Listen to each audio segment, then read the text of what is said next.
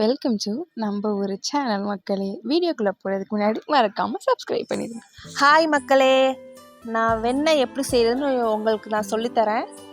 நான் டெய்லியும் 1/2 லிட்ரு பால் தான் வாங்குவேன். அந்த 1/2 லிட்ரு பாலில் வர ஆடை தான் இது. நான் 10 நாள் சேர்த்து வைப்பேன். அது ஃப்ரீசரில் தான் நீங்கள் வைக்கணும், நார்மலில் வைக்காதீங்க. மிக்சியில் எப்படி அரைக்கிறதுன்னு சொல்லித்தரேன். இதுக்கு தேவையான பொருள் என்னென்னா ஐஸ் க்யூப், ஐஸ் வாட்டர் மட்டும்தான். வாங்க அரைக்கலாம்.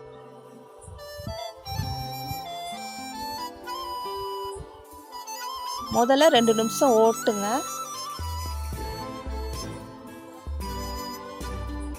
அரைச்சது பிறகு இந்த பக்குவத்தில் தான் வரும். இன்னும் 2 நிமிஷத்தில் ஓட்டி பாருங்க, ஒரு க்ரீம் பதம் வரும்.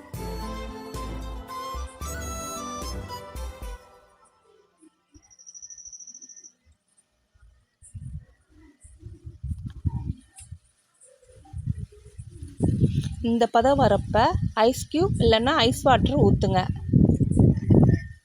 ஃபஸ்ட்லேயே நீங்கள் ஊற்றுனீங்கன்னா ரொம்ப நேரம் அரைக்கிற மாதிரி இருக்கும்.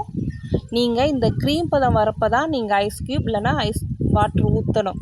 உங்களுக்கு ஈஸியான முறையில் இந்த வெண்ணெய் வந்துடும். அது எல்லோயிஷ்ஷாக வரும்.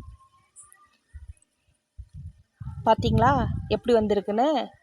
ஈஸியான முறையில் வீட்டில் எப்படி வெண்ணெய் தயாரிக்குன்னு நான் சொல்லித்தரேன், பார்த்துக்கோங்க.